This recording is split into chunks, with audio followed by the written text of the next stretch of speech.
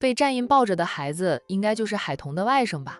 那看得出来，战印对小家伙是真心疼爱啊。这是爱屋及乌的表现吧？就是战印带着海童进来的这一瞬间，段总已经想了不少。彤彤，这位是段总，段总，这是我老婆海童。战印带着海童走到桌子前，替他和段总做了介绍。段总收回了飘远的思绪，站起来笑着和海童握了握手。之后呢，他看了看2名保镖拿着的花和袋子。这距离近了呢，段总看清楚那几个袋子外面的标志了，那是某个男士品牌的专用袋子。段总心想，肯定是战大少奶奶给战总买的新衣服。战总这是炫耀来了。大嫂。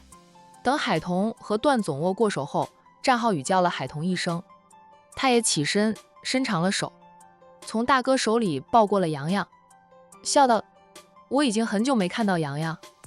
洋洋，你想三叔吗？不想。洋洋说着大实话，他和战浩宇接触的次数少之又少，没有什么感情呢。他的确不会去想一个没什么感情，等同陌生人的叔叔，哪怕是一丈的堂弟。战浩宇，洋洋居然不想三叔，三叔可想你，我太受打击了。洋洋看着抱着他的战浩宇，认真的道：三叔也不想洋洋。三叔想呀，三叔要是想洋洋，怎么从来不去找洋洋，带洋洋出去玩？战浩宇被洋洋问得哑口无言。众人都在笑。段总夸赞着：大少奶奶，你这个外甥真聪明呀。海童谦虚的道：段总过奖了，洋洋就是老实，净说大实话。众人又在笑。笑过之后，战印才示意2名保镖把花束和衣服都放到了段总旁边的那张空椅子上。段总不明所以的看着战印，心里却有着不好的预感。段总，战印低沉的开口。战浩宇都不明所以的看着自己的大哥，见大哥说话了，他就竖起耳朵，生怕自己会漏听。这是怎么回事呀？大嫂送给大哥的花束和衣服，大哥却让保镖放到段总旁边的。段总，我给你看几张图片，是我请苏南帮我查了一下，他发给我的。战印掏出手机，点开了微信，把苏南发给他的相片展现给段总看。段总看完后，那神色真的是一言难尽。段总，谢谢令爱对我的喜爱，但我已婚，我很爱我的老婆，这辈子只会有我老婆一个女人，我的心里无法再融入其他女人，我的柔情也都给了我家彤彤，再也无法分一星半点给其他人。令爱请人送给我的这些礼物，还请段总帮个忙，帮我把这些东西退还给令爱。我们2家公司合作的那个项目，我想。战总，段总连忙打断了战印的话，他严肃认真的道：项目的事我们已经谈妥，我是很乐意与贵公司合作的，我也是个讲信用的人，合作的事我不反悔，也希望战总不要反悔。芊芊做的事我回去后会严肃处理的，我保证在我们2家公司合作期间，不会让芊芊再出现在战总面前，也会盯紧他，尽量烂着不让他打扰就纠缠战总的。他不敢保证100%拦得住女儿，但只要是他知道的，他都会阻拦。他千娇百宠养大的女儿，培养的也足够优秀，是他夫妻俩引以为傲的孩子。段总也不想女儿因为喜欢一个有妇之夫，毁了下半生。战印沉声说道：我是相信段总的，项目的事我会交给其他人跟进，希望段总能说到做到，不要再让段小姐打扰我，纠缠我。段小姐也是个很优秀的女孩子，她可以找到更好的男人，就不要纠缠她这个有妇之夫了。与段氏的合作也仅此一个项目了，那以后呢，估计都不会再合作。战印也是被海童劝住了，才勉为其难的保留了合作的关系。不过呢，这个项目呢，他不会再亲自跟着，交给别人去跟进了，以后他连和段总交集的机会都大大减少。我会的，我会的。段总连声说道。出了这样的事，段总都做不下去了。他歉意地对战印说道：“战总，真的很抱歉，带给你困扰了。”又对海童说道：“战大少奶奶，真对不起，也让你误会了。我女儿战总真的只见过一次面，战总从头到尾都没有关注过我女儿，不过是出于礼貌握了握手啊。对不起，带给你们夫妻俩困扰了。战总，我还有事，先走了。”段总起身告辞，还不忘抱起了那束花以及那几个袋子。战浩宇看得有点目瞪口呆，他还以为是兄嫂秀恩爱，原来是吃了个瓜。段总的女儿只见了他大哥一面，就开始行动了。这行动能力可以啊，比当初的商小飞都要快，妥妥的行动派。但是人品就不如商小飞了。人家商小飞喜欢他大哥的时候，他大哥还是单身狗，就算有了大嫂后，大哥那会儿隐婚，商小飞不知情，是情有可原的。知情后，商大小姐不就会见段情思了？干脆利落，让他们都高看了商小飞几眼。商小飞爱慕他大哥还是几年时间呢？这个段小姐却是明知他大哥已婚，居然还在见了一面之后，就开始追求他哥了。送花，送衣服，大嫂没有误会吧？战浩宇就小心地瞄着海童，海童察觉到小叔子在看他，他好笑的道：“浩宇，我没有误会你大哥，不用担心。”战浩宇松口气，大嫂英明，我大哥是不可能背叛你的，千万不要中了别人的离心大计。兄嫂感情好，他们日子也好过。要是兄嫂闹矛盾、吵架呀、冷战呀，他们这些人的日子也不会好过的。当然，战浩宇还是很关心兄嫂的，绝对不是仅仅为了自己的日子好过考虑。我也很相信你大哥。海童含笑看着身边的男人，战印握住他的一只手。老婆，我没有终止与段总的合作，你别有心理压力。战浩宇在心里腹诽着，原来是大嫂劝住了大哥的，否则以大哥的性格，绝对不可能再和段总合作。哪怕那个项目能为战士带来很大的利润，就能吃住大哥的人只有大嫂呀。海童忙抽回被丈夫握住的手。战印不满，他小声地提醒他，浩宇和洋洋都在。战印看向了弟弟和外甥，战浩宇给洋洋夹了点菜吃，小家伙正自己用筷子和碗里的菜奋斗着，并没有留意大人之间的事。洋洋夹得到吗？要不三叔喂你。战浩宇若无其事地问着身侧的小家伙，不看对面的兄嫂，心知自己成了电灯泡的了。大哥抱怨他当电灯泡，他还要抱怨大哥老是撒狗粮刺激他呢。三叔，我自己来。洋洋拒绝了战浩宇喂他。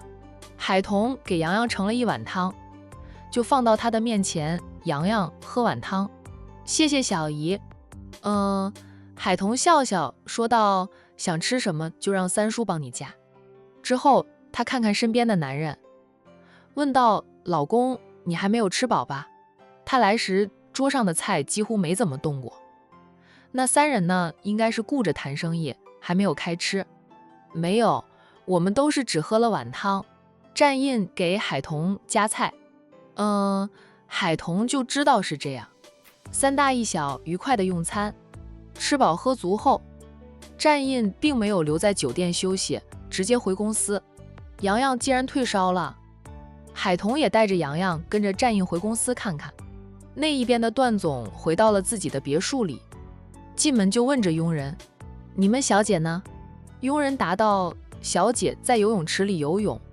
段总把花束以及那几套新衣服放在沙发上后，转身就去了室内的游泳池。段芊芊在游泳池里像条鱼似的游来游去，看到父亲来了，他游到池边，爸，你这么快就回来了？段芊芊笑问，项目谈得怎么样了？两家集团要是合作，他就有正当的理由。光明正大的出入战氏集团。只要接触的机会多了，战印了解他后，就会明白只有她这种女人才适合他，与他般配。她是出的厅堂，入的厨房，里里外外都能抓，能帮到战印的。不像海童帮不到战印，海童除了给战印暖床还有什么用？连个蛋都不会下的暖床工具。海童至今没有怀孕，成了很多人暗中攻击她的利器。哎，芊芊，你起来，爸有些东西要给你看。段总给了女儿一条干毛巾，撇下一句话后转身就走。段芊芊接住毛巾，看着转身走人的父亲，猜到有事发生，可能是战印因为他勾了一下他的手掌心，就取消了合作计划。他们段氏的项目能为两大公司带来巨大利润的，是个共赢的项目，才会那么多公司想与他们合作。战印是个商人，商人逐利，他舍得放弃。段芊芊从游泳池里爬起来，进了更衣室，换过了衣服后才离开。回到大厅里，看到父亲坐在沙发上，脸上有着压抑的怒气。父亲的面前放着一束花以及几个袋子。爸，这是谁送给你的呀？哎，还是爸买给我的。段芊芊边走过来边问道。要是别人送给爸的，我可要告诉我妈。他跟在父亲身边是为了接管公司做准备，也能帮着母亲监视着父亲，就不让父亲在外面惹下风流债。母亲担心他爸想要个儿子，会在外面和别人生儿子，母亲年纪大了，不能再生，觉得只生了他对不起父亲。虽说父亲身体有问题，母亲说父亲这么多年来一直都在调理的，与母亲无法生育第二胎，那是因为母亲年纪也大了。谁知道父亲和年轻的小姑娘一起，会不会生个儿子出来？段太太这辈子只能有段芊芊一个孩子，还是个女儿，她就挺怕丈夫会听别人的劝说，在外面生个儿子，培养儿子接管段氏集团。她自然要维护着女儿的利益，不让丈夫在外面鬼混，制造私生子。你对这束花没印象啊？你对这些衣服也没有印象？段总抄起那束花就扔向女儿。段芊芊本能地接住了那束花，她听出了弦外之音，想到自己今天做过的事。段芊芊脸色变了变，很快恢复常态，大大方方地道：爸知道了，这束花你是很眼熟，是我让人送去山顶别墅给战印的吧。他自己拿过那几个袋子看了看，这些衣服和领带也是我买的，我都让人送去战印的住处。是我对他的一片心意。爸，这些东西怎么在你这里啊？段总被女儿的话气得脸色铁青，他猛地站起来就想一巴掌抽过去，却是高举着手，愣是抽不下手。他从来没有动过女儿一根手指头，这是他不知道看了多少医生，吃了多少药，费尽心思调理身体，才生到的一个女儿。女儿又跟他很像，他是真的把女儿当成心肝宝贝。段总最终放下了手。饶是如此，也把段芊芊吓到了。他以为他爸真的要打他，吓死他了。段总没有一耳光抽过去，却是忍不住用手指戳了戳女儿的额头，又气又无奈地说道：爸跟你说的话，你当成耳边风是吧？爸说了，战印已婚，他是有老婆的人，他很爱很宠他老婆，你不要去肖想他，那是自取其辱。你偏不听，居然给他送花、送衣服、送领带。我是你爸呢，怎么不见你给我买几套新衣服、新领带？你以为你送到战印的家里去，战大少奶奶就会误会，就会和战印吵架闹翻？那对夫妻彼此信任，岂是轻易中计的？段总骂着女儿，你也该庆幸战大少奶奶信任战总，没有误会战总，否则战总一怒之下，后果你承担得起吗？你以为我们段氏不在管城，就不用担心战总的报复？段芊芊不服气地道：海童配不上战印，那他除了会陪战印睡觉，还会做什么？那连个蛋都不能下啊！我就是喜欢战印，就是想和他在一起。哪怕他结了婚，那又如何？只要我喜欢，我就要去追求。每个人都有喜欢一个人的权利。我比海童优秀100倍，只要战印了解我，给我机会，我随时能把海童战败。段总被气得再次举起手，想一耳光抽过去。战大少奶奶配不配，那不是你说了算。人家战家没有意义，人家战总觉得配就行。你不要说人家不会生，他们结婚还不足1年，想过2人世界，暂时不生，正常的很。你知道你是怎么来的吗？要不是爸看了无数医生，吃了无数的药啊，哪有你啊？芊芊嘴上留得吧。我和你妈想要个孩子也是很艰难的，战印不会给你机会的。别说他结了婚，就算他没有结婚，他也不会给你机会。若是那么容易追得到他，也轮不到你当初商家千金对他痴情的很。商小姐可不比你差。段芊芊撇撇嘴，小声嘀咕着，商小姐也不如我呀，她任性野蛮，在管城的名声可不太好，除了出身和我差不多，其他方面就不如我了。她深呼吸，再深呼吸，告诉自己女儿是亲生的，亲生的。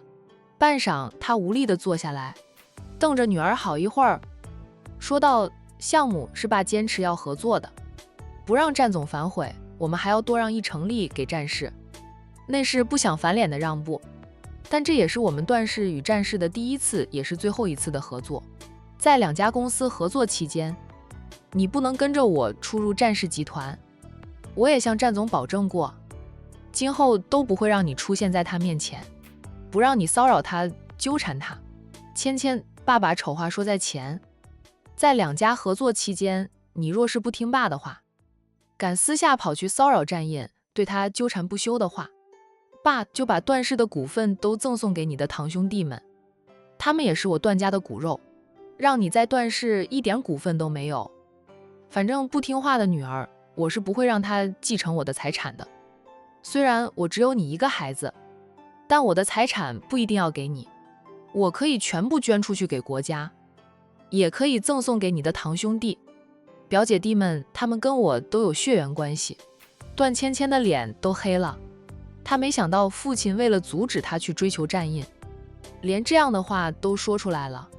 她若是继承不到父亲在段氏的股份，继承不到父亲的财产，她将一无所有，比海童还不如了，还有什么优势？跟在父亲身边工作这么多年，段芊芊也舍不得，更不甘心。父亲的近100亿家产被堂兄弟、表姐弟们瓜分，那些人平时就巴结讨好着父亲，特别是他的堂兄弟，就一心想改变父亲的决定，由他们接管段氏集团。在公司里呢，他的堂兄弟也是有一众追随者的，他们的能力也不输于他。他的优势就是父母的亲生女儿。芊芊，你也觉得你自己很优秀，咱们这么优秀，何必去插足别人的婚姻？你是有自由喜欢一个人的权利，但你别去喜欢人家的丈夫呀，你那不是追求真爱，你那是跑去当小三。爸妈把你培养成才不容易，不是让你去当小三的。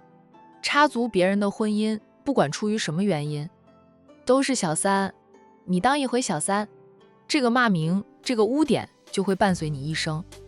以后别人提起你段芊芊都会说，那就是个小三，是个贱人，是个狐狸精，不要脸的下贱胚子。芊芊这样骂人的话，你乐意听到吗？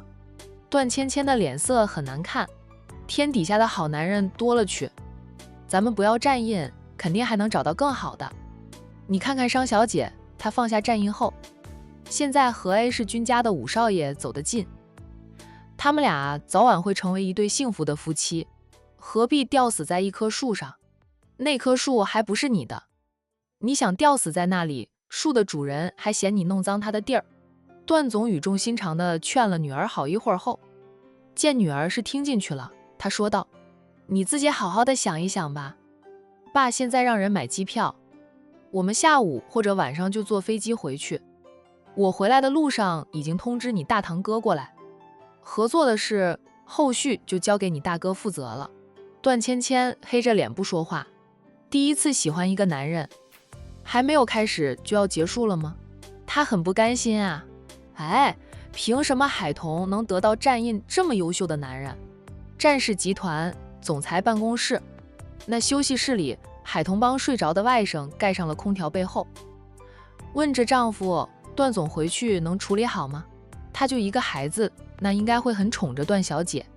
战印马上越过了洋洋，在他身边挤下，一手放在头部的底下当成枕头枕着，一手轻捏着海童的脸。童童，你吃醋了吗？他很少吃醋的。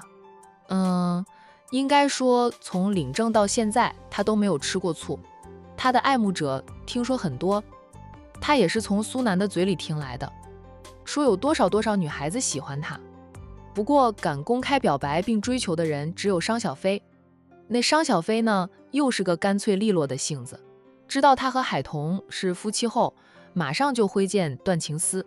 故而海童没有吃过醋，只觉得对不起商小飞，觉得他在不知情的情况下抢走了商小飞的心上人。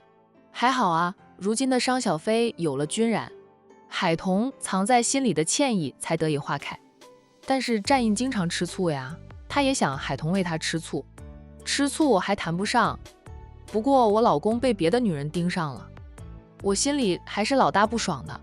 海童往他怀里钻去，一手搭放在他的腰肢上，霸道地说：战印，你是我的呀，你说过我是你的，你也是我的。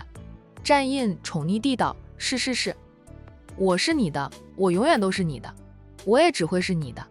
他的话没有过多的酸溜溜，但他说心里不爽，好歹有点吃醋的味道了。这是他深爱他的表现呀。段总这个人还是重承诺的，他的信誉很好，或许段小姐不会妥协，还会想着怎么来破坏咱们。相信段总有办法镇住他的女儿。管着那么大的公司，在商界摸爬打滚半生的人，没点手段及狠劲，哪能走到今天？海童也觉得段小姐不会轻易放弃的。那既然丈夫说段总有办法管住段小姐，不会让段小姐再来纠缠她的丈夫，那她暂且信上一回。就算段总真的管不住女儿了，海童也没有怕过。战印的心在她这里，来一个段小姐，她灭一个，来两个，她灭一双，她不会输的。战印在海童的脸上亲了一下，柔声说道：老婆不用担心，你老公我永远都爱你。照顾了洋洋半天也累了，先休息一下。考虑到战印下午很忙，海童便陪着他午休。那他睡着后也就半个小时，战印便要起来工作。有爱妻在，哪怕他在孟州工，战印的心情都很好，工作起来特别投入。相较于总裁办公室的安静，副总裁办公室里，战一晨正招待着他家老三。战浩宇陪着大哥应酬后，也跟着回到公司总部。他的理由是他很久没有回总部冒泡了，再不冒泡，别人都不记得他这个战家三少爷。浩宇，你在我这里一坐就是1个小时，到底有什么事你直说无妨，咱们兄弟之间没什么不可以说的。战一晨频频看着时间，然后就说着坐在他对面1个小时的堂弟。不久前他打了电话到春暖花开，订了一束花，又指名道姓让宁云初给他送过来，还跟店员说他中午没有胃口，吃不下，现在还饿着肚子，相信店员自会把这些话告诉宁云初的。他就等着宁云初给他送花，送点吃的过来。那丫头明明在乎他的大嫂告诉过他，他去了 A 市后，宁云初问起他的去向，对他颇为想念，那就是有感情。可是他回来后去找他，他要么在忙，避而不见，要么就是见着了也不怎么搭理他。嘴硬的丫头，有时候战一晨真想把他搂入怀里，狠狠地惩罚他那张嘴硬的小嘴。战浩宇在他办公室一待就是1个小时。战一晨是不想让老三成为电灯泡，也没什么事，就是很久没有和二哥聊天了。想跟二哥聊聊天，正好我下午没什么事，陪二哥一个下午，傍晚一起吃饭。要不咱们一起回山庄去？战逸晨笑，你敢回吗？不怕奶奶催你啊？战浩宇，奶奶都给了我目标，还催我什么？现在她专注于老五的另一半了。奶奶给老四定了目标，不过老四一向沉默寡言，话不多，比大哥婚前都要沉默。他不说出来，他们都不知道奶奶给他的目标是哪家千金。但见老四也没有异常的行动，战浩宇心痒痒的，很想知道奶奶给老四的目标。他跟老四吃了几次饭，喝了几次酒，都没有套到话。他这么能说会道，最会砍大山的人，都套不到老四的话，那家伙大概是他们兄弟9人之中城府最深、嘴巴最紧的一个了。你也知道奶奶给了你目标呀，已经小半年过去了，也不见你有动作。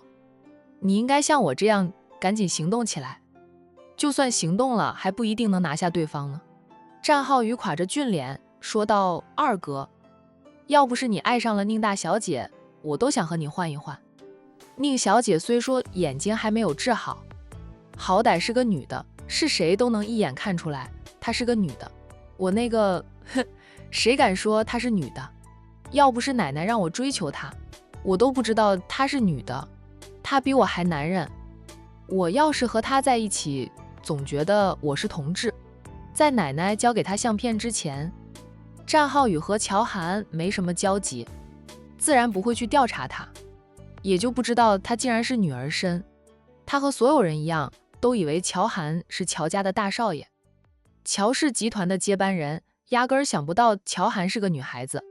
乔涵和 A 市的许大小姐又不一样，许褚是中性打扮，只不过属于太平公主，又喜欢留着短发，容易让人误会他是男人。但人家许褚从来没有说过他是男人的话。那大家也都知道许家是只有2个女儿没有儿子的。战浩宇敢说乔涵的父母都把他当成了真男儿。战逸晨扑哧的笑了，他笑道：“老三，你不觉得你一点点的拆穿乔总是个女人，很有成就感吗？那真相大白那一天，保证震惊整个江城。”战浩宇是很有成就感，可我难以入戏啊。你把她想象成一个大美女就可以了，她本来就是大美女。战逸晨笑道：“那不就得了？人家是个大美女，家世与我们家相当，配你是绰绰有余的，抓紧时间吧。要是被其他男人发现乔总其实是个美女，捷足先登，有你后悔的时候。相信奶奶的眼光。”哎，奶奶都是为我们好的呀。我不是不相信奶奶，就是我想想怎么开始吧。你们都好，一开始就能送花送礼物，那我送什么？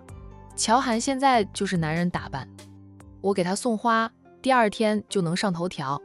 战家3少爷追求一个男人，这样劲爆的新闻，能把管城和江城都轰炸一番。咚咚，敲门声响起。听声音不轻不重。战逸晨猜到是他未婚妻来了。宁云初不承认是他的未婚妻，但他的大嘴巴到处唱，说他是他的未婚妻，加上他为他撑腰，对付了崔家和金家的人。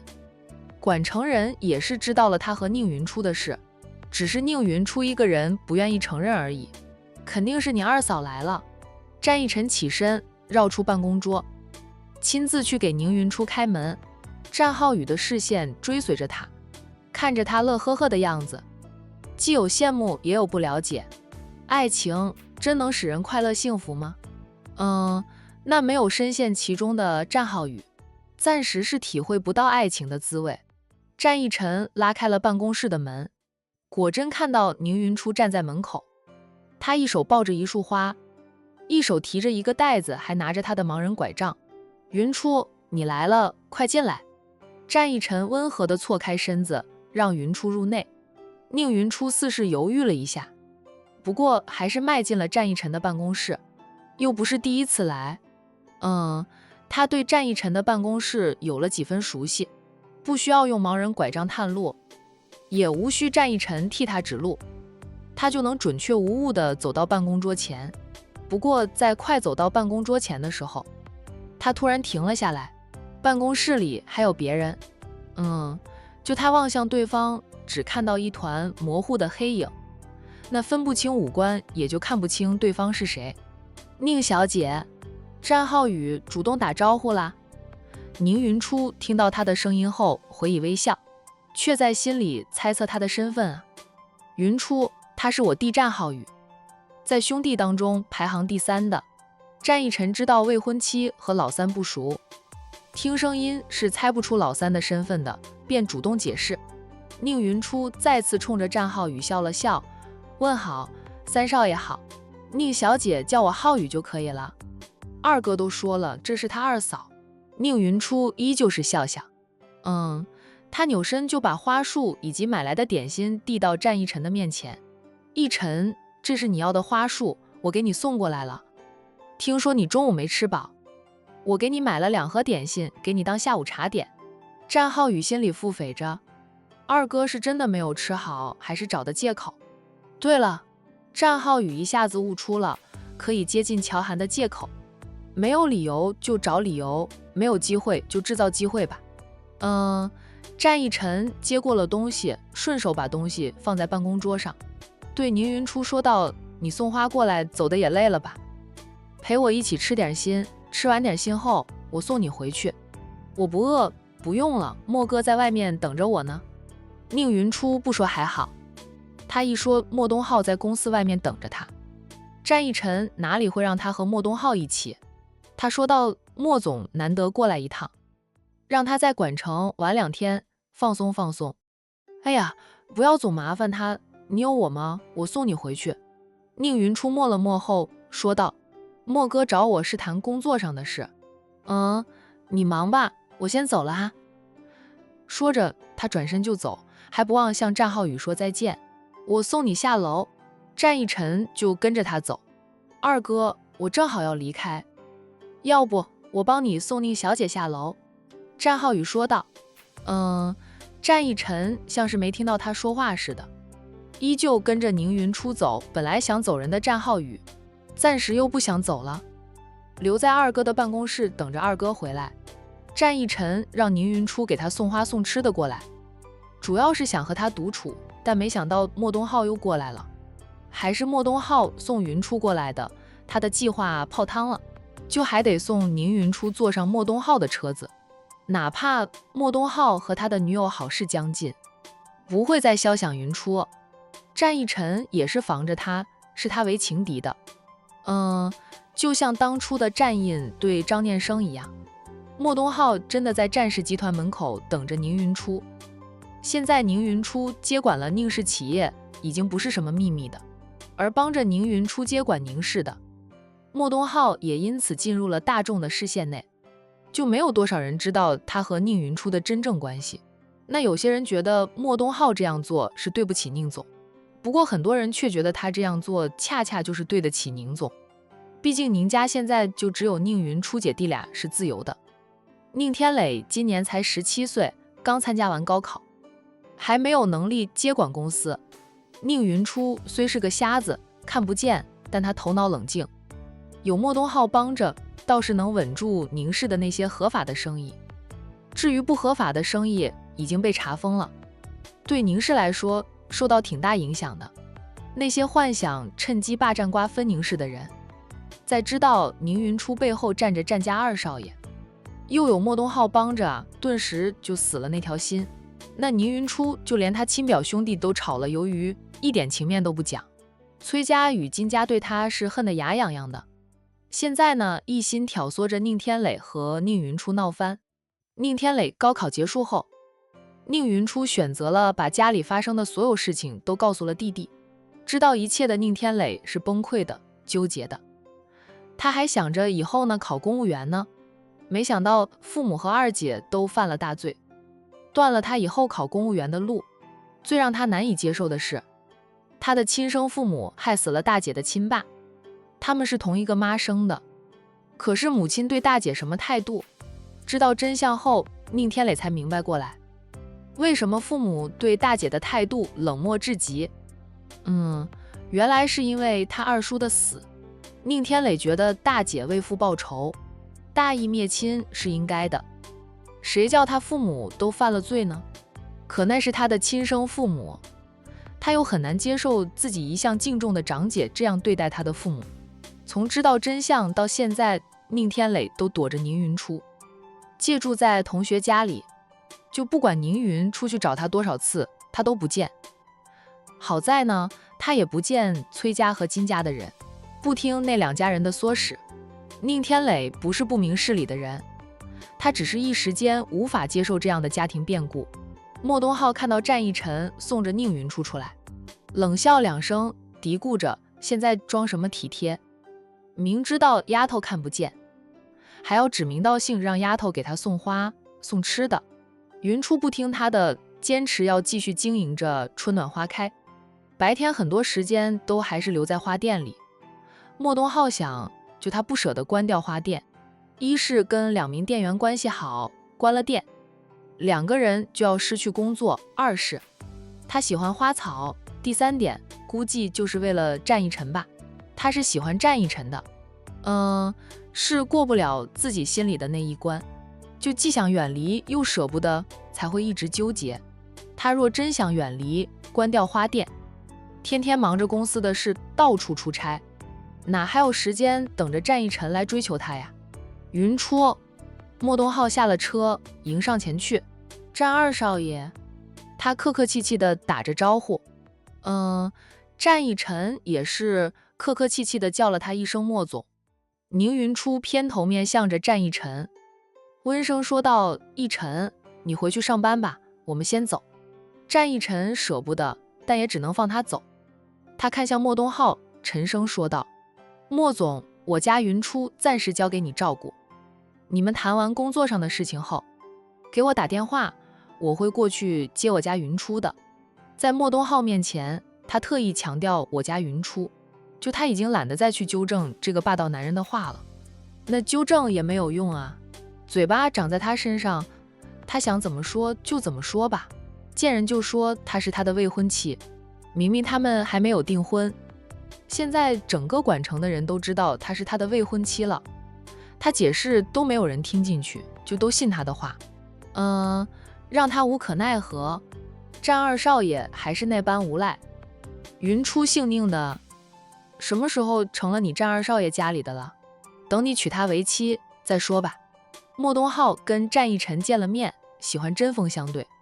等我和云初举行婚礼的时候，一定请莫总给我当伴郎。以莫总和云初的交情，想必莫总也很乐意给我当伴郎。看着云初开开心心的成为我最美丽的新娘，莫东浩，这男人啊是无赖中的战斗机。